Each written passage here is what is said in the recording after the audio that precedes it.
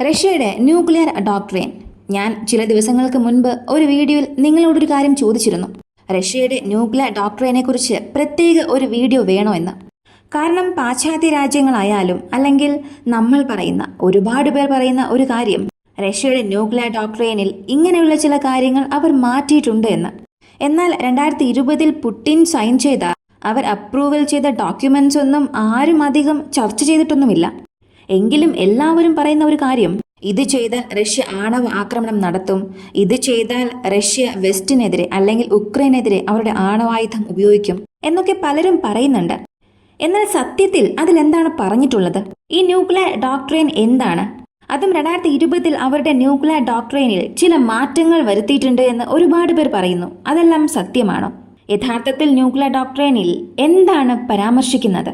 ഇവയെല്ലാം ഈ വീഡിയോയിലൂടെ വ്യക്തമായി അറിയാം.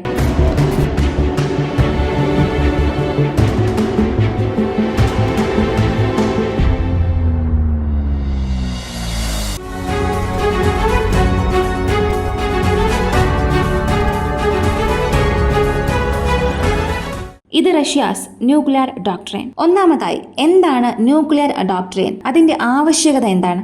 എന്തുകൊണ്ടാണ് ന്യൂക്ലിയർ ഡോക്ട്രിൻ എന്ന ഒരു സിദ്ധാന്തം ഈ ലോകത്തിന് പരിചയപ്പെടുത്തിയത്? പറഞ്ഞു വന്നാൽ ഇതൊരു നിസ്സാര കാര്യമാണ്.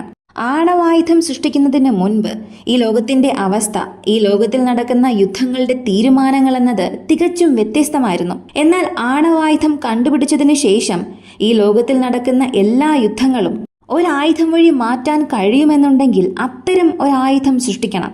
ജനങ്ങളെ യാതൊരു ദയവുമില്ലാതെ കൊല്ലണമെങ്കിൽ, ഒരു രാജ്യത്തെ നശിപ്പിക്കണം എന്നുണ്ടെങ്കിൽ ഇതല്ലാതെ മറ്റു മാർഗം ഇല്ല എന്ന് ചിന്തിപ്പിക്കുന്ന രീതിയിലുള്ള വളരെ ക്രൂരമായ ഒരായുധം സൃഷ്ടിക്കണം. അതാണ് ആണവായുധം. ഈ ആണവായുധം ഈ ലോകത്തിൽ കൂടുതലുള്ളത് രണ്ട് മഹാശക്തികളുടെ പക്കലാണ്. ഒന്ന് റഷ്യ, മറ്റൊന്ന് അമേരിക്ക. ഈ രണ്ട് രാജ്യങ്ങളെയും ചേർത്താൽ 11,000 ന്യൂക്ലിയർ വാർഹെഡ്സ് ഉണ്ടാകും. ഈ 11,000 ന്യൂക്ലിയർ വാർഹെഡ്സ് ഉപയോഗിച്ച് ഈ ലോകത്തെ 100-ലധികം തവണ നശിപ്പിക്കാനാകും. ഇത്രയും ശക്തമായ, വലിയ നാശം വിതയ്ക്കാൻ കഴിയുന്ന ഒരായുധമാണ് ഈ ആണവായുധം. ഇനി ന്യൂക്ലിയർ ഡോക്ട്രിൻ എന്താണ് എന്ന് ചോദിച്ചാൽ, എന്തുകൊണ്ട് ആണവായുധം ഉപയോഗിക്കണം? തുറന്നു പറഞ്ഞാൽ ഇതൊരു ഓർഡർ അല്ലെങ്കിൽ ചില നിബന്ധനകളും വ്യവസ്ഥകളുമാണ്. ഈ ആണവായുധം എന്തിനുപയോഗിക്കണം, ഏത് സാഹചര്യത്തിൽ ഉപയോഗിക്കണം എന്നുള്ളതാണ് പറഞ്ഞിട്ടുള്ളത്. കാരണം എല്ലാവർക്കും നിയമപരമായ ചില വ്യവസ്ഥകളുണ്ട്. ഓരോ രാജ്യത്തിനും ഓരോ സർക്കാരിനും അവരവരുടേതായ നിയമങ്ങളുണ്ട്. ആ നിയമങ്ങളെ മാനിക്കാതെ നിങ്ങൾ മഹത്തായ രാജ്യങ്ങൾക്ക് ഒരിക്കലും പ്രവർത്തിക്കാൻ കഴിയില്ല. നിങ്ങൾ ഒരു പരമാധികാരിയാണെങ്കിൽ മാത്രമേ നിങ്ങൾക്ക് നിയമം ഒന്നും തന്നെ ഇല്ലാതെ സ്വയം പുതിയ നിയമങ്ങൾ സൃഷ്ടിച്ച് അതിനനുസരിച്ച് പ്രവർത്തിക്കാൻ സാധിക്കുകയുള്ളൂ. അതുകൊണ്ട് ഇന്നത്തെ കാലത്ത് പല രാജ്യങ്ങളും ഈ നിയമങ്ങളെ മാനിക്കുന്നു. അങ്ങനെ സൃഷ്ടിച്ചതാണ് ന്യൂക്ലിയർ ഡോക്ട്രിൻ. എന്തുകൊണ്ട് ഇത് സൃഷ്ടിക്കപ്പെട്ടു? എന്തുകൊണ്ട് ആണവായുധം ഉപയോഗിക്കാനുള്ള സാധ്യതകൾ ഉണ്ടാകുന്നു? ഏതൊക്കെ സാഹചര്യങ്ങൾ കൊണ്ടാണ് റഷ്യയുടെ ആണവായുധ ശേഖരം വർദ്ധിപ്പിച്ചത്? റഷ്യക്കെതിരെയുള്ള ആക്രമണം, ഏത് രീതിയിൽ റഷ്യ ആക്രമിച്ചാൽ അവർ അവരുടെ ആണവായുധം ഉപയോഗിക്കുമെന്നുള്ള എല്ലാ കാര്യങ്ങളും A to Z ഈ ന്യൂക്ലിയർ ഡോക്ട്രിനിൽ റഷ്യ നൽകിയിട്ടുണ്ട്. ഇപ്പോൾ നിങ്ങൾ കാണുന്നത് റഷ്യയുടെ ന്യൂക്ലിയർ ഡോക്ട്രിൻ 2020 പുടിൻ സൈൻ ചെയ്ത ആ ഡിഗ്രി കോപ്പി. ഇത് 25 പാരഗ്രാഫ് ഉണ്ട് റഷ്യൻ ഭാഷയിൽ. ഇതാണ് ഔദ്യോഗികമായി അവരുടെ സർക്കാർ സൈൻ ചെയ്ത ന്യൂക്ലിയർ ഡോക്ട്രിൻ. ഇതിനു മുൻപ് 1990, 2000, 2010, 2014, അവസാനമായി 2020 ഈ 5 കാലങ്ങളിലും അവരുടെ ന്യൂക്ലിയർ ഡോക്ട്രിനിൽ ചില മാറ്റങ്ങൾ വരുത്തിയിട്ടുണ്ട്. എന്നാൽ 1990കളിൽ വലിയ മാറ്റമൊന്നും വരുത്തിയിട്ടില്ലായിരുന്നു. 2000 വർഷം മുതലാണ് ഇവിടെ കഥ തന്നെ ആരംഭിക്കുന്നത്. ഇതിൽ 2020 ന്യൂക്ലിയർ ഡോക്ട്രിൻ നമുക്ക് അല്പം വിശദമായി ഒന്ന് പരിശോധിക്കാം. ഇതിലൊരു കാര്യം നിങ്ങൾ ശ്രദ്ധിക്കുക, 25 പാരഗ്രാഫ് ഉണ്ട്. നമുക്ക് വളരെ പ്രധാനപ്പെട്ടത് 18ാമത്തെ പാരഗ്രാഫാണ്. അതിലാണ് റഷ്യയുടെ ടേംസ് ആൻഡ് കണ്ടീഷൻസ് എല്ലാം നൽകിയിട്ടുള്ളത്. അതിനെക്കുറിച്ച് നമുക്ക് അവസാനം അറിയാം. അതിനു മുൻപ് തന്നെ നമുക്ക് മറ്റു പല കാര്യങ്ങൾ അറിയേണ്ടതുണ്ട്. ഇതിലെ 5ാമത്തെ പാരഗ്രാഫ് വരെയും റഷ്യ എന്തിനു വേണ്ടി അണുവായുധം ഇത്രത്തോളം സൃഷ്ടിച്ചു, ഏതൊക്കെ കാര്യങ്ങളാണ് അവരെ പ്രേരിപ്പിച്ചത് എന്നെല്ലാം വ്യക്തമായി പറഞ്ഞിട്ടുണ്ട്. 2000 മുതൽ 2014 വരെ എന്ത് മാറ്റങ്ങളാണ് ഇവർ കൊണ്ടുവന്നത്? പിന്നീട് 2020 അവർക്ക് ഒരു മാറ്റം കൊണ്ടുവരേണ്ട ആവശ്യകത എന്തായിരുന്നു? എല്ലാം അവർ വ്യക്തമായി തന്നെ പറഞ്ഞിട്ടുണ്ട്. ആദ്യം വർഷം 2000 പുറത്തു വന്ന റഷ്യയുടെ ന്യൂക്ലിയർ ഡോക്ട്രിനിൽ ഫസ്റ്റ് സ്ട്രൈക്ക് പോളിസി എന്നത് അധികമൊന്നും നൽകിയിട്ടില്ല. അതിൽ ഒരു കാര്യം അവർ വ്യക്തമായി പറഞ്ഞിട്ടുണ്ട്, റഷ്യക്ക് എന്തെങ്കിലും ഒരു പ്രശ്നമുണ്ടായാൽ, ആണവ ഭീഷണി ഉണ്ടായാൽ മാത്രം, അല്ലെങ്കിൽ റഷ്യയെ ആരെങ്കിലും ആണവായുധം ഉപയോഗിച്ച് ആക്രമിച്ചാൽ മാത്രം റഷ്യ റിട്ടാലിയേഷനു വേണ്ടി ന്യൂക്ലിയർ സ്ട്രൈക്ക് നടത്തും. അതല്ലാതെ ഫസ്റ്റ് യൂസ് പോളിസിയിൽ റഷ്യയ്ക്ക് വലിയ താല്പര്യമൊന്നും ഇല്ല എന്നുള്ളത് വർഷം 2000 പുറത്തു വന്ന ന്യൂക്ലിയർ ഡോക്ട്രൈനിൽ പറഞ്ഞിട്ടുണ്ട്. പിന്നീട് 2010 അതിൽ ചില മാറ്റങ്ങൾ വരുത്തി. ആ ഒരു മാറ്റത്തിന് കാരണം നാറ്റോയുടെ എക്സ്പാൻഷൻ ആയിരുന്നു. നാറ്റോ യൂറോപ്യൻ യൂണിയനെ ചുറ്റി റഷ്യയുടെ കവച നാടുകൾക്ക് അടുത്തുള്ള രാജ്യങ്ങളിൽ, അതായത് സോവിയറ്റ് റഷ്യയിൽ നിന്നും പിരിഞ്ഞുപോയ രാജ്യങ്ങൾക്കടുത്തുള്ള രാജ്യങ്ങൾക്ക് ബോംബർ വിമാനങ്ങൾ കൊണ്ടുവന്ന് നിർത്തുക. ദീർഘദൂര മിസൈൽസ്, പ്രധാനമായും റഷ്യയുടെ സതേൺ മോസ്റ്റ് ഭാഗങ്ങൾ വരെയും പോകാൻ കഴിയുന്ന പല 100 കിലോമീറ്റർ റേഞ്ചുള്ള മിസൈൽസ് കൊണ്ടുവന്ന് നിർത്തുക.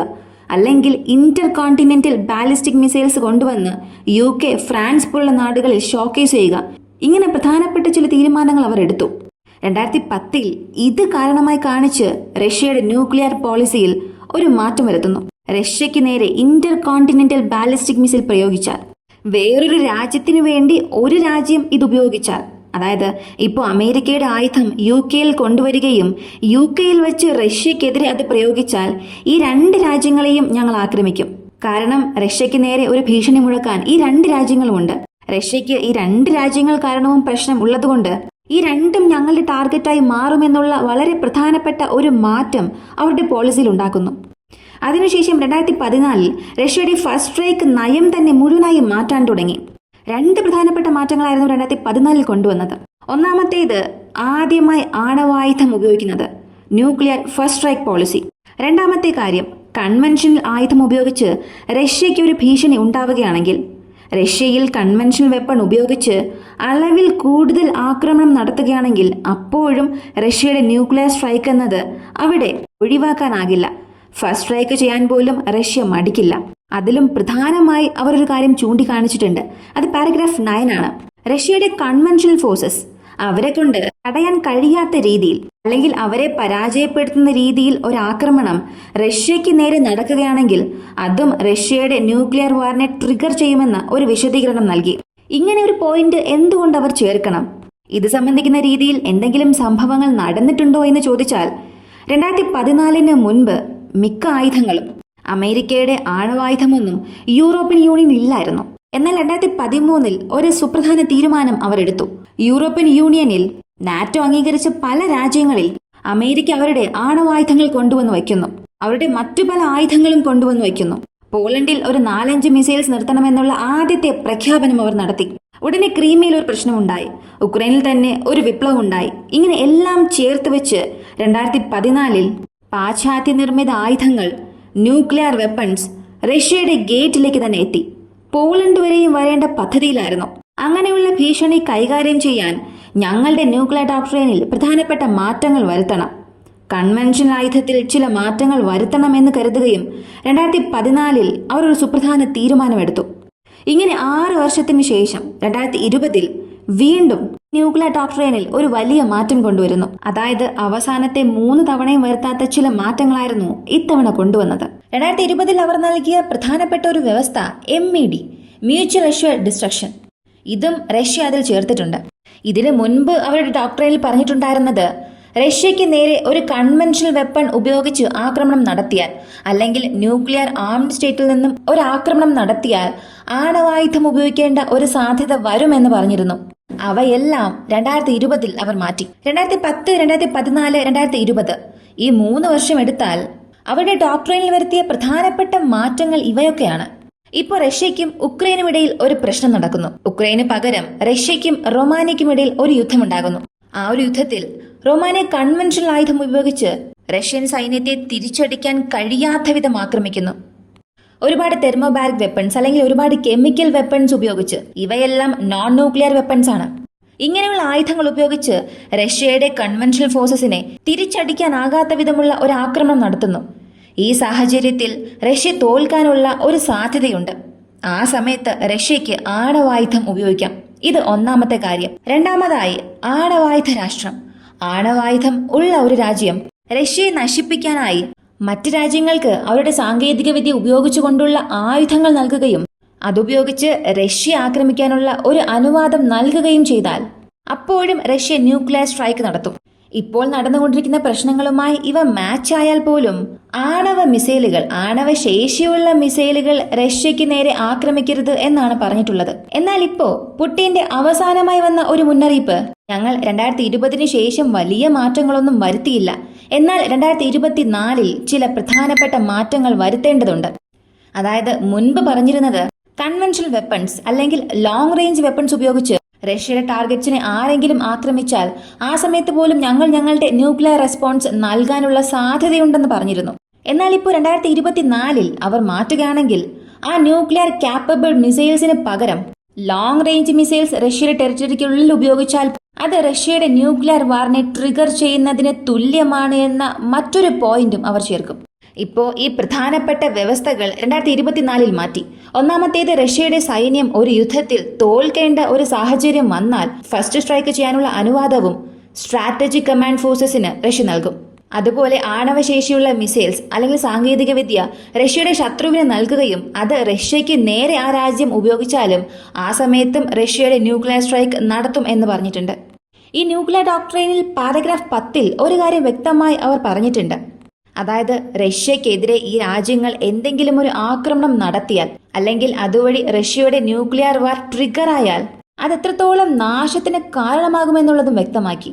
അതിന് അവരൊരു കണക്കും പറയുന്നുണ്ട്. ഈ യൂറോപ്യൻ ഭൂഖണ്ഡം, അമേരിക്കൻ ഭൂഖണ്ഡം എടുക്കുകയാണെങ്കിൽ ഞങ്ങളുടെ മിലിറ്ററി ടാർഗറ്റ്സ് മാത്രം 1,00,000 സ്ക്വയർ കിലോമീറ്റർ ഉണ്ട്. അങ്ങനെയുള്ള സ്ഥലങ്ങളിൽ ഞങ്ങളുടെ മിസൈൽ സ്ട്രൈക്ക് നടക്കുകയാണെങ്കിൽ അവിടെയുള്ള 80% സ്ഥലങ്ങളെയും റഷ്യയുടെ ലാൻഡ് ബേസ്ഡ് മിസൈൽ സൈലോസ് നശിപ്പിക്കുമെന്ന ഒരു കാര്യവും പറഞ്ഞു. ഇതുകൂടാതെ പാരഗ്രാഫ് 14, 15 ഇതുമായി സംബന്ധിക്കുന്ന ചില കാര്യങ്ങൾ കൂടെ പറഞ്ഞിട്ടുണ്ട്.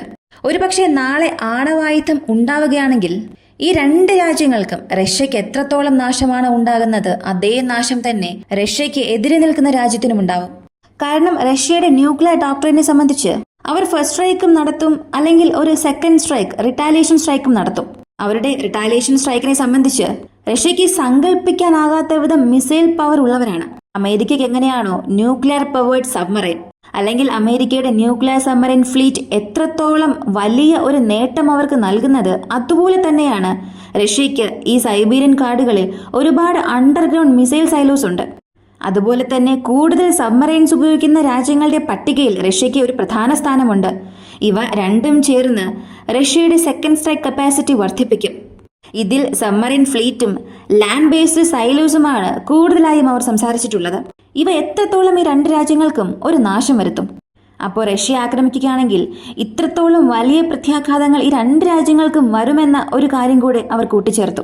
വീണ്ടും നമ്മൾ വളരെ പ്രധാനമായി അറിയേണ്ട ഒരു കാര്യം, ഇത്രയും ദിവസം നമ്മൾ അറിഞ്ഞതെല്ലാം ഈ പാശ്ചാത്യ മീഡിയ പറഞ്ഞ കാര്യങ്ങൾ മാത്രമാണ്.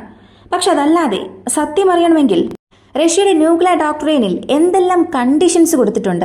പ്രധാനമായും ഒരു 4 പോയിന്റ്സ് അവർ നൽകിയിട്ടുണ്ട്. ഈ 4 പോയിന്റ്സിൽ എന്ത് സംഭവിച്ചാലും റഷ്യ അവരുടെ ശത്രുക്കളെ ന്യൂക്ലിയർ സ്ട്രൈക്കിലൂടെ നശിപ്പിക്കും. ആദ്യത്തെ കാര്യം റഷ്യ പറഞ്ഞത്, credible warning about a ballistic missile or a hypersonic missile launched against Russia including nuclear missiles. ഇതിലവർ പറയുന്നത്, റഷ്യക്കെതിരെ ഏതെങ്കിലും ഒരു രാജ്യം, ലോകത്തിലെ ഏത് രാജ്യമായാലും റഷ്യയുടെ ഭാഗങ്ങൾക്കുള്ളിൽ ഒരു ഹൈപ്പർസോണിക് മിസൈൽ അല്ലെങ്കിൽ ഒരു ബാലിസ്റ്റിക് മിസൈൽ അയച്ചാൽ അത് റഷ്യയുടെ ഏർലി വാർണിംഗ് സിസ്റ്റം ഉടൻ തന്നെ അറിയിക്കും. അടുത്ത 2 മിനിറ്റിൽ റഷ്യ റിട്ടാലിയേഷൻ സ്ട്രൈക്ക്, ഏത് രാജ്യമാണോ ആ മിസൈൽ അയച്ചത് ആ രാജ്യത്തിൽ നടക്കും. ഇതിലൊരു കാര്യം ശ്രദ്ധിക്കേണ്ടത്, ഇപ്പോൾ അകത്തേക്ക് വരുന്നത് ബാലിസ്റ്റിക് മിസൈൽ ആണെങ്കിൽ അത് ഡുവൽ പർപ്പസ് മിസൈൽ ആയിരിക്കും. ഒന്നുകിൽ അതിൽ കൺവെൻഷണൽ വെപ്പൺ വെച്ചും ആക്രമിക്കാം, അല്ലെങ്കിൽ ന്യൂക്ലിയർ വെപ്പൺസ് വെച്ചും ആക്രമിക്കാം. അത് പൊട്ടിത്തെറിച്ചതിനു ശേഷം മാത്രമേ നമുക്ക് അറിയാൻ സാധിക്കൂ അത് ഏത് തരത്തിലുള്ള മിസൈലാണ്, അത് എന്തിനു വേണ്ടി റഷ്യയിലേക്ക് ലോഞ്ച് ചെയ്തു എന്ന്.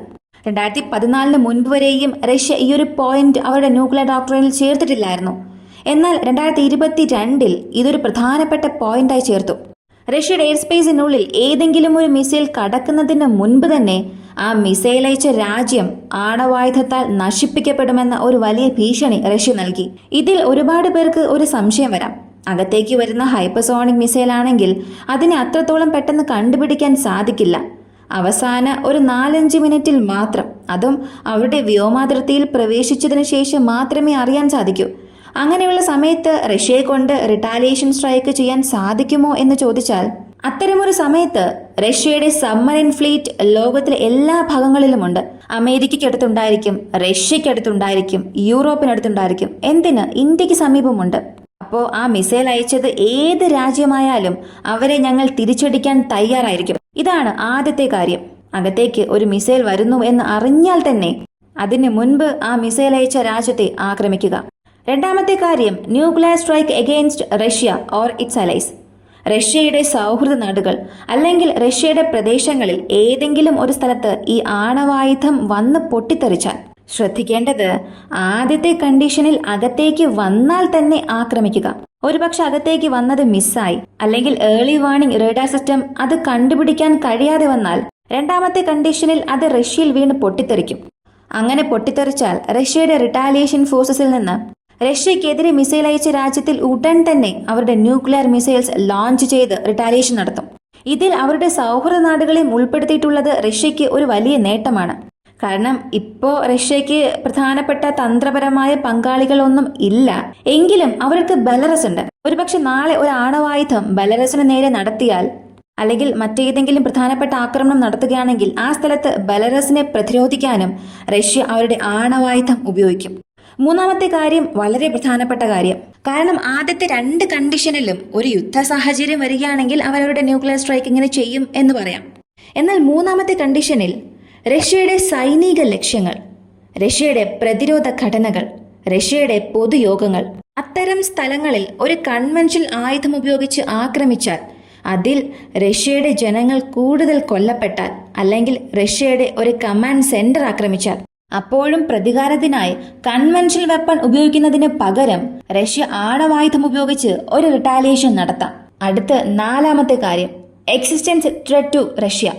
റഷ്യ എന്ന ഒരു രാജ്യം ഉണ്ടാകാൻ പാടില്ല എന്നതിനു വേണ്ടി പല രാജ്യങ്ങളും ചേർന്ന് റഷ്യക്കെതിരെ ഒരു യുദ്ധം ചെയ്യാൻ വരികയാണെങ്കിൽ ആ യുദ്ധത്തെ തടയാൻ അല്ലെങ്കിൽ ആ യുദ്ധം മൂലമുണ്ടാകുന്ന പ്രശ്നത്തെ തടയാൻ റഷ്യ ഇവിടെ ഫസ്റ്റ് സ്ട്രൈക്ക് തീർച്ചയായും നടത്തും. ഈ നാലുമാണ് പ്രധാനപ്പെട്ട പോയിന്റ്സ് റഷ്യയുടെ 2020 ന്യൂക്ലിയർ ഡോക്ട്രൈനിൽ നൽകിയിട്ടുള്ളത്. ഇപ്പോൾ നമ്മൾ അറിഞ്ഞത് വെച്ച് നോക്കുമ്പോൾ നാറ്റോ അല്ലേ റഷ്യയ്ക്ക് വലിയൊരു ഭീഷണി? നാറ്റോ കാരണമല്ലേ റഷ്യയ്ക്ക് വലിയ പ്രശ്നം ഉണ്ടാകുന്നത്? നാറ്റോയെ അടിസ്ഥാനമാക്കി മാത്രമാണ് റഷ്യ അവരുടെ ന്യൂക്ലിയർ ഡോക്ട്രൈനിൽ പല മാറ്റങ്ങൾ വരുത്തുന്നത് എന്ന് തോന്നിയേക്കാം. ഇവിടെയാണ് പ്രധാനപ്പെട്ട ഒരു ട്വിസ്റ്റ് വരുന്നത്. ചൈനയെക്കുറിച്ചും അവരുടെ ന്യൂക്ലിയർ ഡോക്ട്രൈനിൽ പറഞ്ഞിട്ടുണ്ട്. ചൈനയെക്കുറിച്ച് മാത്രമല്ല, അവരുടെ സൗഹൃദ രാജ്യങ്ങൾ നാളെ ഒരുപക്ഷെ ദ്രോഹികളായി മാറിയാൽ, റഷ്യക്കെതിരെ തിരിഞ്ഞാൽ അവർക്ക് എങ്ങനെയുള്ള പ്രതികരണം കൊടുക്കുമെന്നുള്ളതും വ്യക്തമായി പറഞ്ഞിട്ടുണ്ട്. ഇതിലെ പാരഗ്രാഫ് 17 ചൈനയെക്കുറിച്ചുള്ള ഒരു പ്രധാനപ്പെട്ട സൂചന നൽകിയിട്ടുണ്ട്. ഇന്ന് റഷ്യയുടെ സൗഹൃദ രാജ്യങ്ങളായിട്ടുള്ള ഒരുപാട് രാജ്യങ്ങൾ, അത് ആണവായുധം ഉള്ള രാജ്യമായാലും ഇല്ലാത്ത രാജ്യമായാലും, അവർ റഷ്യയിൽ ഒരു ആക്രമണം നടത്തി, റഷ്യയിൽ ഒരു മിസൈൽ ആക്രമണം നടത്തിയാൽ അവർക്ക് നൽകുന്ന പ്രതികരണം എന്നത് ഈ ഫസ്റ്റ് സ്ട്രൈക്ക് സെക്കൻഡ് സ്ട്രൈക്ക് പോലെയൊന്നും ആയിരിക്കില്ല, അതിലും വളരെ മോശമായിരിക്കും. അതിനാൽ സഖ്യകക്ഷികളായിരിക്കുന്നവർ ഒരു ദിവസം റഷ്യയ്ക്ക് എതിരെ തിരിയുകയാണെങ്കിൽ അവർ വളരെ മോശമായ രീതിയിൽ, വിനാശകരമായ രീതിയിൽ നാശത്തെ അഭിമുഖീകരിക്കും എന്നും പറഞ്ഞിട്ടുണ്ട്. ഇവിടെയെല്ലാം നമ്മൾ പ്രധാനമായും ശ്രദ്ധിക്കേണ്ട ഒരു കാര്യം, 2014 മുൻപ് വരെയും റഷ്യയുടെ ന്യൂക്ലിയർ ഡോക്ട്രൈനിൽ വലിയ മാറ്റങ്ങളൊന്നും അവർ വരുത്തിയിരുന്നില്ല. എന്നാൽ 2014 പരോക്ഷമായി റഷ്യയ്ക്കും നാറ്റോയ്ക്കുമിടയിൽ ഉക്രൈനെ അടിസ്ഥാനമാക്കി പല പ്രശ്നമുണ്ടാകാൻ തുടങ്ങി. അപ്പോൾ മുതലാണ് റഷ്യ അവരുടെ ന്യൂക്ലിയർ ഡോക്ട്രൈനിൽ മാറ്റങ്ങൾ വരുത്താൻ തുടങ്ങിയത്. അതും 2014 ഡിസ്ട്രക്ഷൻ ഫോർ ഡീഎസ്കലേഷൻ എന്ന വാക്ക് ഉപയോഗിച്ചിട്ടുണ്ട്. ചെറിയ ചെറിയ ടാക്ടിക്കൽ ന്യൂക്സ് ഉപയോഗിച്ച് അണുവായുധം പൊട്ടിത്തെറിപ്പിച്ച് അവിടെ സമാധാനം ഉണ്ടാക്കുക. എന്നാൽ 2020 അങ്ങനെ ഒരു വാക്ക് തന്നെ അവർ മുഴുവനായും മാറ്റി. ഇവിടെയാണ് മാഡ് എന്ന കോൺസെപ്റ്റ് വന്നത്. Mutual destruction. അകത്തേക്ക് വന്ന് ഞങ്ങളുടെ രാജ്യത്തെ നശിപ്പിച്ചു. റഷ്യ എന്ന ഒരു രാജ്യത്തെ ആണവായുധം ഉപയോഗിച്ച് നശിപ്പിക്കാൻ ശ്രമിക്കുകയാണെങ്കിൽ, റഷ്യ ഇല്ലാത്ത ഒരു ലോകത്ത് ആ രാജ്യങ്ങൾ ഒന്നും ഉണ്ടാകാൻ പാടില്ല എന്നതിനു വേണ്ടിയാണ് മാഡ് എന്ന ആശയം കൊണ്ടുവന്നത്. അപ്പോൾ റഷ്യയുടെ ന്യൂക്ലിയർ ഡോക്ട്രൈൻ എന്നത് ദിവസങ്ങൾ കഴിയുന്തോറും മാറിക്കൊണ്ടിരിക്കുകയാണ്. ഇവയ്ക്കെല്ലാം തുടക്കം കുറിച്ചത് 2014 മാറ്റങ്ങളായിരുന്നു. ആവശ്യമില്ലാതെ യൂറോപ്യൻ യൂണിയനിൽ ന്യൂക്ലിയർ വെപ്പൺസ് കൊണ്ടുവന്ന് വച്ചത് നാറ്റോയാണ്. നാറ്റോ അങ്ങനെ ചില തീരുമാനങ്ങൾ എടുത്തില്ലായിരുന്നെങ്കിൽ റഷ്യ അവരുടെ ന്യൂക്ലിയർ ഡോക്ട്രൈനും മാറ്റിയിട്ടുണ്ടാകില്ല. തുറന്നു പറയുകയാണെങ്കിൽ, അമേരിക്ക നാറ്റോയുടെ ഫോഴ്സസ് നടത്തുന്ന ഒരു കൺവെൻഷണൽ വാറിൽ ഒരിക്കലും റഷ്യയെ കൊണ്ട് ജയിക്കാനാകില്ല. നിങ്ങൾ റഷ്യയെ സ്നേഹിക്കുന്നവരായാലും അല്ലെങ്കിൽ റഷ്യ ഒരുപാട് പിന്തുണയ്ക്കുന്ന വ്യക്തികളായാലും സത്യം അംഗീകരിക്കണം. ഒരു കൺവെൻഷണൽ വാർ, ന്യൂക്ലിയർ വാർ അല്ലാത്ത ഒരു യുദ്ധത്തിൽ റഷ്യയെ കൊണ്ട് നാറ്റോയെ തോൽപ്പിക്കാനാകില്ല. വെറും ഒരു മാസത്തിൽ നാറ്റോയുടെ സൈന്യം അമേരിക്കയുടെ സേനയും ഒന്നിച്ചാൽ അവർ റഷ്യയെ തുടച്ചു നീക്കും. കാരണം ഇവിടെ റഷ്യയ്ക്ക് സൗഹൃദ രാജ്യങ്ങൾ ഒന്നും തന്നെ ഇല്ല. ഇപ്പോൾ അമേരിക്കയ്ക്ക് സഖ്യകക്ഷികൾ ഉള്ളതുപോലെ റഷ്യയ്ക്ക് അങ്ങനെയൊന്നും ഇല്ല. ആ ഒരു കാരണം കൊണ്ടാണ് റഷ്യ ഇവിടെ അണുവായുധത്തെ വലിയ രീതിയിൽ വിശ്വസിക്കുന്നത്. ഈ 5000 അണുവായുധം റഷ്യയുടെ പക്കൽ ഇല്ലായിരുന്നെങ്കിൽ റഷ്യ എന്ന ഒരു രാജ്യം തന്നെ ഉണ്ടാകുമായിരുന്നില്ല. 1990-കൾക്ക് മുൻപ് സോവിയറ്റ് യൂണിയൻ ഉണ്ടായിരുന്നപ്പോൾ അവർ ഫസ്റ്റ് സ്ട്രൈക്ക് എന്ന പോളിസിയെ എടുത്തിട്ടില്ലായിരുന്നു. എന്നാൽ എന്നാണോ സോവിയറ്റ് യൂണിയൻ തകർന്ന് പുതുതായി റഷ്യ ജനിച്ചത്, പിന്നെ പുടിൻ എന്ന ഒരു വ്യക്തി അവിടെ ഭരണത്തിൽ വന്നത്, അതിനുശേഷം റഷ്യയെ പ്രതിരോധിക്കാൻ അവർ ഏതറ്റം വരെയും പോകുമെന്നുള്ളത് അവരുടെ ന്യൂക്ലിയർ ഡോക്ട്രൈനിലൂടെ തന്നെ നമുക്ക് കാണിച്ചു തരുന്നുണ്ട്. ഇപ്പോൾ നാറ്റോ ചെയ്തതെല്ലാം ചെയ്തിട്ട് നാറ്റോയുടെ വിപുലീകരണം കാരണം റഷ്യയ്ക്ക് ഇത്രത്തോളം ഭീഷണി നൽകിയിട്ട് റഷ്യയെ ഒരു ആക്രമണകാരിയായി കാണിക്കുന്നതാണ് ഇന്നുവരെയും പാശ്ചാത്യ മാധ്യമങ്ങൾ ചെയ്തുകൊണ്ടിരിക്കുന്നത്. ഇപ്പോൾ ഈ ന്യൂക്ലിയർ ഡോക്ട്രൈനും അപ്പുറം ഒരുപാട് കാര്യങ്ങളുണ്ട്. അമേരിക്ക റഷ്യയുടെ മിസൈൽ സ്ട്രൈക്കിന് എങ്ങനെ പ്രതികരിക്കും, അവരുടെ ആ പ്രോസസ്സ് എങ്ങനെയായിരിക്കും, അതുപോലെ റഷ്യ എങ്ങനെ അമേരിക്കയുടെ സ്ട്രൈക്കിന് ഒരു പ്രതികരണം നൽകും, ഇങ്ങനെ പല കാര്യങ്ങളുണ്ട്. അതൊക്കെ നമുക്ക് പ്രത്യേക വീഡിയോസിലൂടെ കാണാം. അമേരിക്കയുടെ റെസ്പോൺസ് എങ്ങനെയായിരിക്കും, റഷ്യയുടെ ന്യൂക്ലിയർ സ്ട്രൈക്ക്, റിട്ടാലിയേഷൻ സ്ട്രൈക്ക് എങ്ങനെയായിരിക്കും, ഇതിനെക്കുറിച്ച് നിങ്ങൾക്ക് അറിയണമെന്നുണ്ടെങ്കിൽ കമന്റിൽ പറഞ്ഞാൽ മതി. അതുപോലെ ഇതൊക്കെ നിങ്ങൾ ആദ്യമായിട്ടാണ് അറിയുന്നതെങ്കിൽ അതും കമന്റിൽ പറയുക. ഈ ഒരു വീഡിയോയെക്കുറിച്ചുള്ള നിങ്ങളുടെ അഭിപ്രായം കമന്റിൽ പറയുക. വീഡിയോ ഇഷ്ടമായാൽ ലൈക്ക് ചെയ്യുക, ഷെയർ ചെയ്യുക. നമ്മുടെ ചാനൽ ആദ്യമായി കാണുന്നവരാണെങ്കിൽ മറക്കാതെ സബ്സ്ക്രൈബ് ചെയ്ത് സപ്പോർട്ട് ചെയ്യുക. മറ്റൊരു വീഡിയോയുമായി വീണ്ടും കാണാം.